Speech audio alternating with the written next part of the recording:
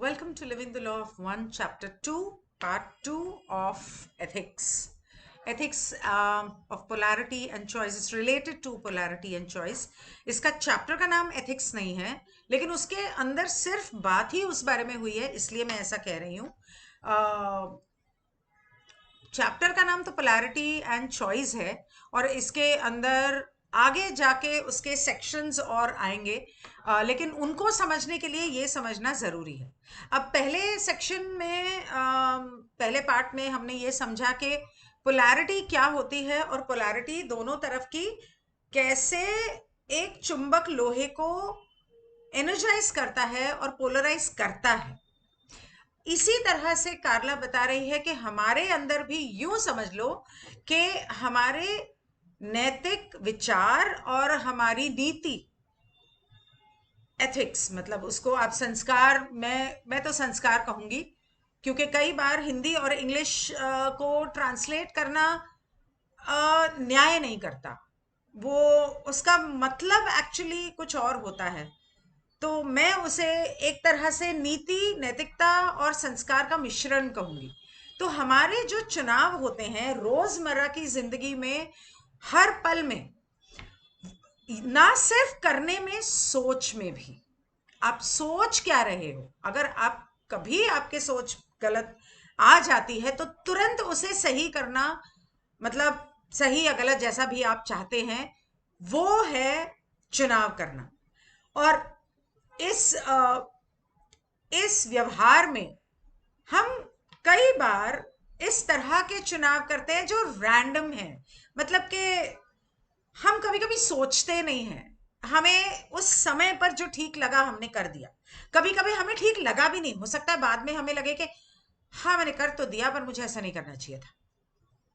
ऐसा होता है, बहुत लोगों के साथ होता है। उस पल में आपने जो अनुभव किया और आपका जो स्वभाव, स्वयं स्वभाव है, उस हिसाब से आपने व्यवहार तो कर दिया रैंडमली।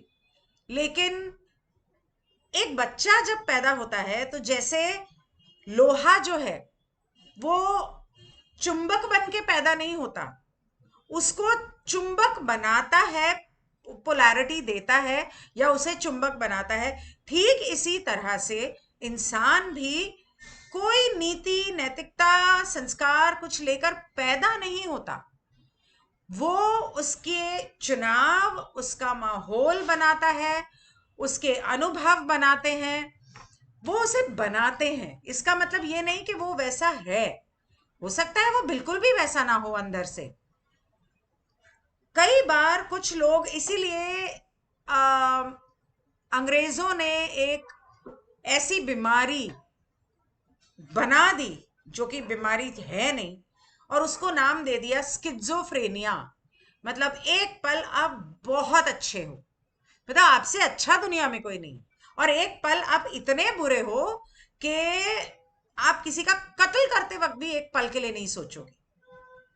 तो दो रूप इंसान के, नेगेटिव, पॉजिटिव। इंसान तो वही है, उसके पोलैरिटीज हैं।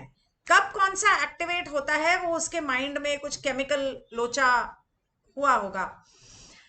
तो कई बार ऐसा हो जाता है। तो वो कहती है कि हम जो हैं, हम पैदा ऐसे नहीं होते जैसे कि लोहा चुंबकीय पैदा नहीं होता, बस उसके अंदर कण होते हैं, क्रिस्टल्स होते हैं, छोटे छोटे, नजर भी ना आए इतने छोटे कई बार। इसी तरह से हम भी जो हैं, हमारे अंदर हम जब पैदा होते तो हम ऐसे नहीं होते। हमारी सही और गलत समझने की शक्ति, हमें सही और गलत में पहचान करने की जो शक्ति है, जो चुनाव हम करते हैं, वो हमें अपना चुनाव या हमारा झुकाव देता है। और कई बार जरूरी नहीं है कि इस समय पर आपने ये चुनाव कर लिया, ठीक है, किसी ने कुछ कहा और आपने थप्पड़ मार दिया, जरूरी नहीं है कि आप सारी जिंदगी ऐसा ही करते रहोगे। हो सकता है उस पल में, उस समय में आपने ऐसा किया किसी भी वजह से। हो सकता है आपका अपना दिमाग कितना परेशान था और बच्चे ने आया, परेशान किया और झुंझला के आपने ऐसा कर दिया। पर ये जरूरी नहीं है कि मतलब वो आप हो ही बुरे और आपने सारी उम्र यही करना है। हो सकता है कि उस पल में आपकी कोई सीख हो और आपको बाद में बुरा लगा हो, और आइंदा आप इतना ध्यान रखो कि गलती से भी ऐसी गलती ना हो। तो इन चीजों की कोई गारंटी नहीं होती है कि आप कैसे व्यवहार करोगे। आपको सोच समझकर सही और गलत में फर्क करके व्यवहार करना है। तो आगे वो कहती है कि इंसान जो होते हैं उनका झुकाव या उनकी पोलैरिटी बनती नहीं है। एक सेकेंड, अपने आप ही नहीं बन जाती है। वो उनके अंदर ऐसी कोई शक्ति अपने आप ही नहीं आ जाती है।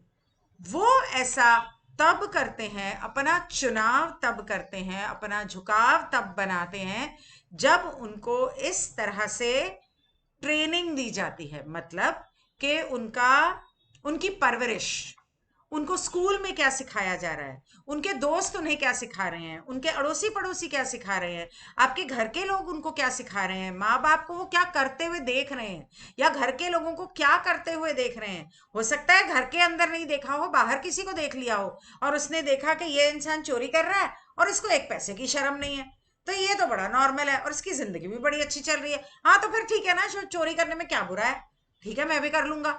हो सकता है वो चोर बन जाए, बहुत बड़ा ना सही, छोटा मोटा झूठ बोलना, घर में चोरी करना, इस तरह की चीजें। तो ट्रेनिंग और डिसिप्लिन, डिसिप्लिन को हिंदी में अनुशासन, अनुशासन और माहौल और ट्रेनिंग दी जाती है तब हम किसी एक तरफ झुकाव करते हैं। अगर आप एक ब्राह्मण के घर पैदा हुए लेकिन आपको कोई चोर उठा के ले गया और आपको चोर उचक्का बना दिया, जैसे फिल्मों में, पुरानी 70s की फिल्मों में दिखाते थे कि अजीत ने या जीवन ने किसी का बच्चा उठा लिया और उसको चोर बना दिया, तो आप चोर ही बनोगे। ऐसा नहीं है कि आप बैठ के माला जपोगे। हाँ, हो सकता है कि कभी ना कभी आपका उस तरफ खिंचाव होता हो आपके जीन्स और डीएनए की वजह से, या माँ के पेट में जब थे तब जो आप महसूस करते थे उसकी वजह से। ये हो सकता है कि आपका झुकाव उस तरफ जाए, आपका ध्यान जाए, लेकिन आपको परवरिश और अनुशासन ये मिला है तो आप ये करोगे। तो स्कूल में इसीलिए कहते हैं कि बहुत सोच समझ के स्कूल में भेजना चाहिए बच्चों को। किस तरह के स्कूल में भेज रहे हो, वहां का माहौल कैसा है, वहां के लोग कैसे हैं। आपको एक उदाहरण देती हूँ। मैं वैसे तो कई लोगों को जानती हूँ, लेकिन खास करके मैं आपको ये दो उदाहरण देती हूँ। एक मेरी फ्रेंड हुआ करती थी, ऐसा नहीं है कि उसके पास पैसे की कमी थी, उसने अपनी बेटी को एक म्यूनिसिपल स्कूल, गवर्नमेंट स्कूल में डाला जो चर्च का था, कैथलिक थी वो, और वहां पर सारे झोपड़पट्टी के बच्चे आते थे, मतलब के गरीब गरीब घर के बच्चे आते थे। स्कूल बस में बेटी को भेजती थी, खुद वहां पर टीचर थी, और उसके, चलो एक हुआ ये, एक तरफ एक औरत, एक one of my ex neighbours, जिसके पास इतने पैसे नहीं हैं, फिर भी बंबई के बहुत ही महंगे स्कूल में, जिसमें हेमा मालिनी के बच्चे, धर्मेंद्र के बच्चे, ऋतिक रोशन के बच्चे, मतलब ऋतिक नहीं, वो क्या है, राकेश रोशन वगैरह, ये पूरी फिल्म इंडस्ट्री के बच्चे, शत्रुघ्न सिन्हा के बच्चे, सारे कपूर खानदान के बच्चे, ये सब उस स्कूल में जाते हैं। वो खुद वहां टीचर थी, अपने बच्चों को भेज दिया, किसी तरह से चलाया। अब दोनों का, उन्होंने तो अपने बच्चों के, दोनों ने अपने बच्चों के लिए वो किया जो उनको बेहतर लगा। फर्क यहां पर, लड़की, मतलब उसकी जो बेटी थी, उसे जिंदगी का हर रंग देखा। घर में पैसा है, अच्छी जिंदगी है, गाड़ी है, और अच्छे कपड़े भी हैं, लेकिन स्कूल में सबकी तरह यूनिफॉर्म पहननी है, सादी जिंदगी जीनी है, जिंदगी को हर स्तर पर देखा, बहुत ही ग्राउंडेड, विनम्र, सद्भावना वाली प्यारी बच्ची।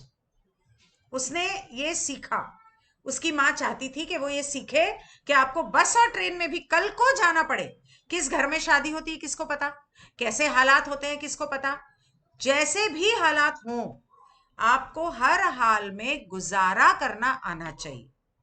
दूसरी तरफ बच्चे वहां पर उस स्कूल में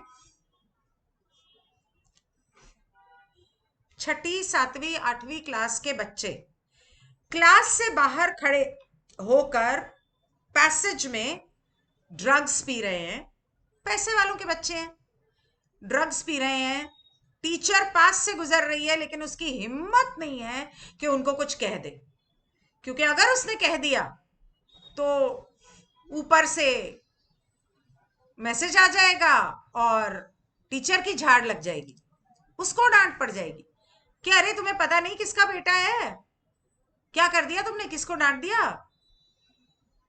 और वहां पर बच्चे क्या सीखेंगे, जो एक मिडिल क्लास के बच्चे हैं वो क्या सीखेंगे, ठीक है करना।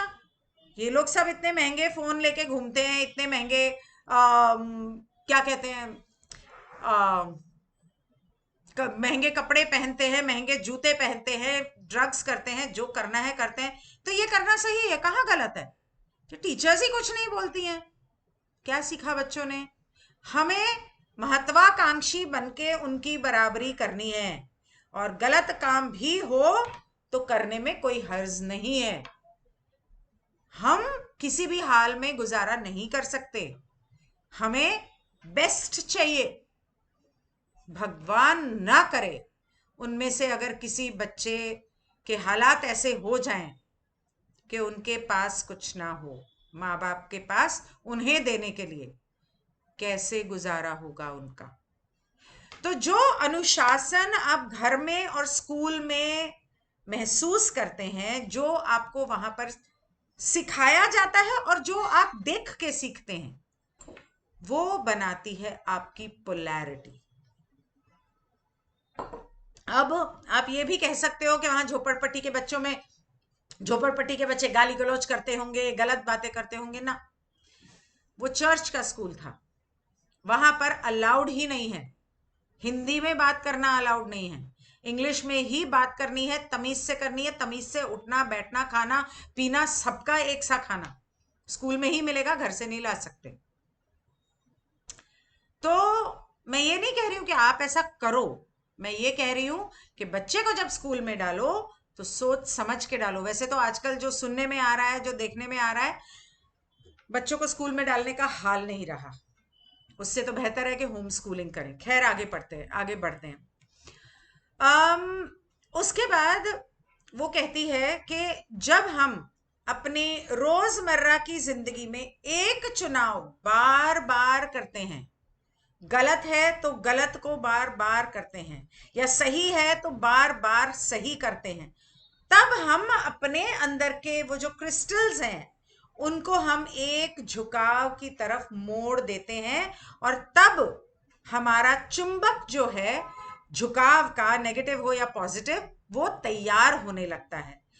तब हम अपने चेतना के ऊपर काम कर सकते हैं, और जैसे जैसे हमारा झुकाव और उस तरफ बढ़ता जाता है और उस तरफ बढ़ता जाता है, जागृत में, मतलब जागृत अवस्था में, मतलब सिर्फ जागते हुए नहीं, दिमाग से जागृत अवस्था में हमारी जो चेतना है उसके हिसाब से हम कार्य करने लगते हैं, और तब हम प्रेम और प्रकाश ढूंढते हैं या नेगेटिव सर्विस टू सेल्फ। तो ये दोनों चुनाव तब हमारे पक्के होने लगते हैं।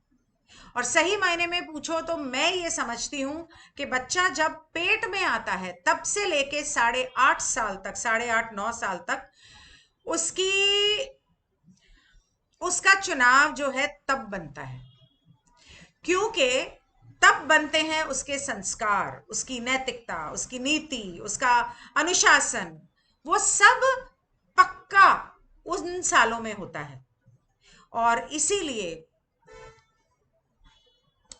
किसी ने रिक्वेस्ट की है कि पेरेंटिंग पर, मतलब बच्चों की परवरिश पर वगैरह वगैरह मैं वीडियो करूं, तो इसके ऊपर मैं एक अलग वीडियो कल कोशिश करती हूँ करने की, अलग वीडियो करूंगी।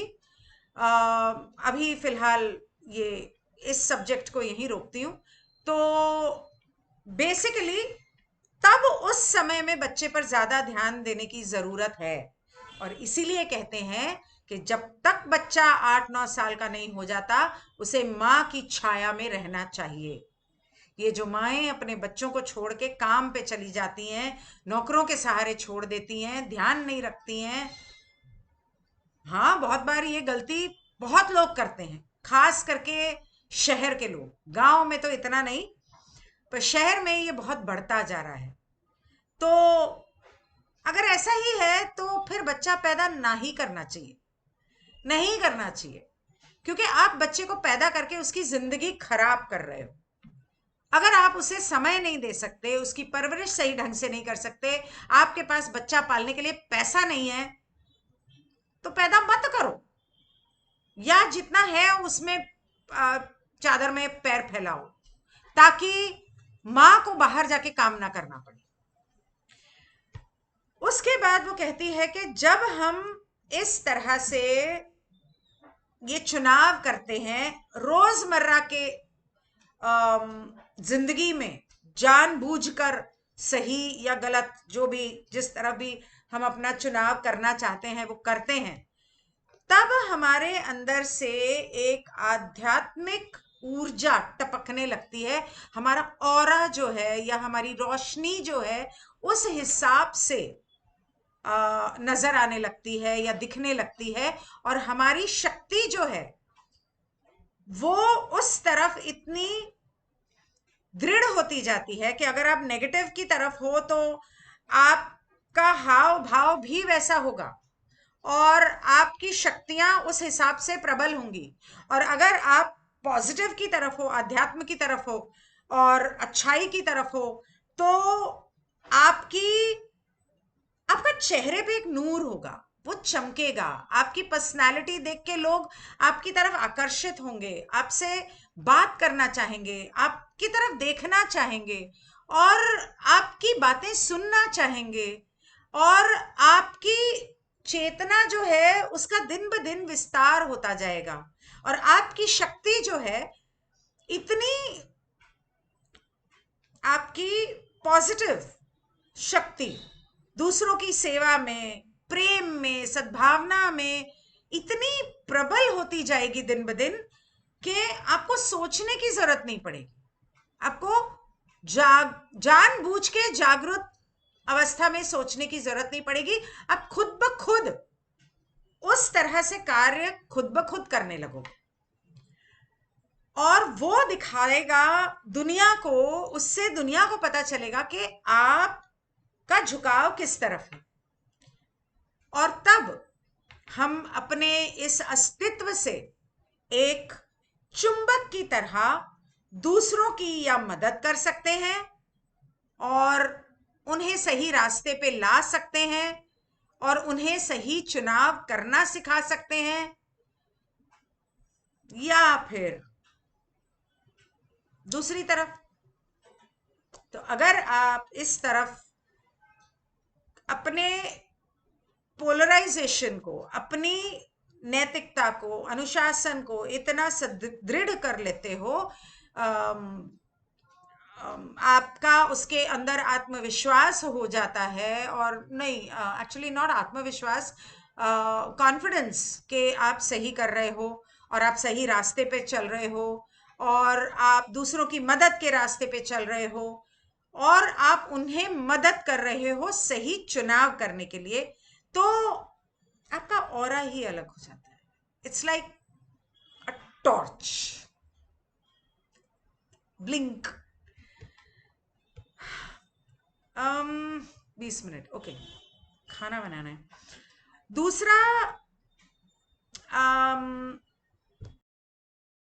ओके, तो अगला जो पैराग्राफ है ना वो बहुत टेक्निकल और मैकेनिकल है, क्योंकि वो गाड़ी के बारे में है। तो मुझे समझ में नहीं आएगा, मैं इसे कॉपी पेस्ट करके ट्रांसलेशन आपको पढ़ के सुनाती हूँ, इंग्लिश में भी, इंग्लिश में, हिंदी में पढ़ के सुना देती हूँ। शक्ति के विकसित होने का एक और उदाहरण इसमें देखा जाता है ऑटोमोबाइल इंजन में। इससे पहले कि आप अपनी कार शुरू करें, कार खड़ी हुई है, स्थिर है, जब आप इग्निशन की चाबी घुमाते हैं तो इंजन सक्रिय हो जाता है। इसका आंतरिक दहन इंजन जल उठता है, हवा और ईंधन में चिंगारी निकलती है। आपकी कार के इंजन के सिलेंडरों के भीतर छोटे नियंत्रित विस्फोट होते हैं। इन विस्फोटों से उत्पन्न शक्ति को निर्देशित किया जाता है क्रैंकशाफ्ट। इन विस्फोटों से उत्पन्न शक्ति से क्रैंकशाफ्ट को निर्देशित किया जाता है, जो टॉर्क या उत्पन्न करने की प्रवृत्ति विकसित करता है। घूर्णन टॉर्क या घूर्णन उत्पन्न करने की प्रवृत्ति विकसित करता है। क्रैंकशाफ्ट घूमना शुरू कर देता है। क्रैंकशाफ्ट स्थानांतरित होता है। धुरी के घूर्णन के वे क्षण जिसने एक्सल्स, अच्छा, rotation to the axles, okay, धुरी के घूर्णन के वे एक्सल के रोटेशन के वे क्षण जिनसे ये जुड़ा हुआ है। Oh my god, suddenly I am perspiring as crazy. जुड़ा हुआ है घूमने की गति को एक्सल के माध्यम से पहियों तक स्थानांतरित करता है। पहिए घूमते हैं और कार आगे बढ़ती है। कार अब सक्षम है काम करने के लिए, और जहां आप जाना चाहो अब आप जा सकते हो। Okay, all right, that was some Hindi. तो इस गाड़ी से आई होप आपको समझ में आ गया होगा। नहीं आया तो मैं एक बार इंग्लिश में पढ़ देती हूँ। Another example of being developed is seen in an automobile engine. Before you start your car, the car is immobile, मतलब खड़ी है. When you turn the ignition key, the engine comes to life. Its internal combustion engine fires up. Air and fuel are sparked into tiny controlled explosions within the cylinders of your car engine.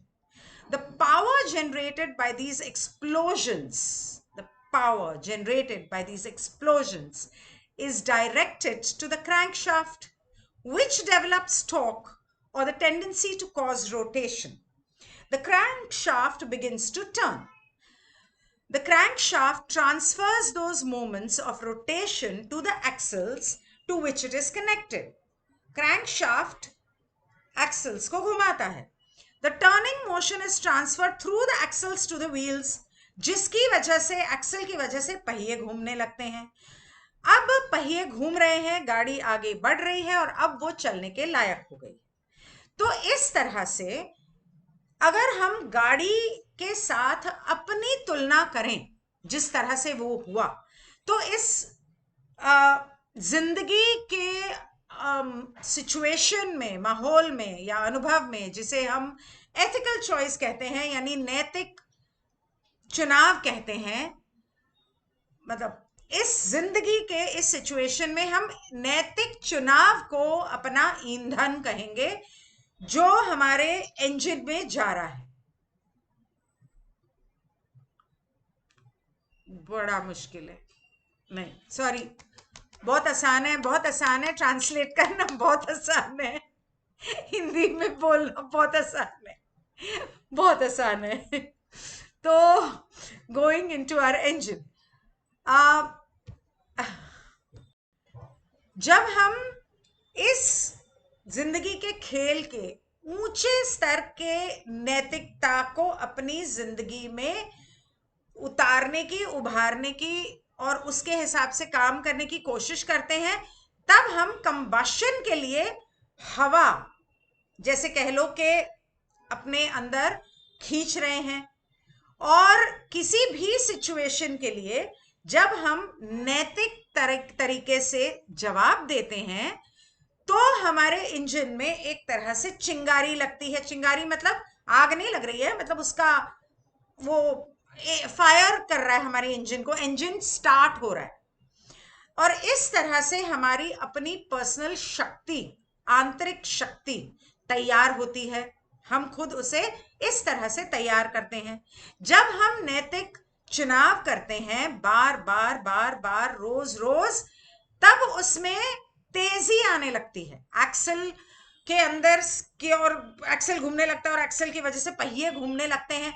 और दूसरों की तरफ सेवा जब हम करने लगते हैं तो हमारा झुकाव चलने लगता है। झुकाव सही रास्ते पर, जैसे भी जिस रास्ते पर भी आप चलना चाहो, होने लगता है, जैसे कि वो हमारे झुकाव को बढ़ाता है। मेरे ख्याल से यहाँ बंद करते हैं, 25 मिनट हो चुके हैं और ये चैप्टर अभी काफी लंबा है, काफी लंबा है, तो टाइम लगेगा, तो इसे यहीं रोकती हूँ। Thank you so much for watching. I hope कि आपको समझ में आ रहा है।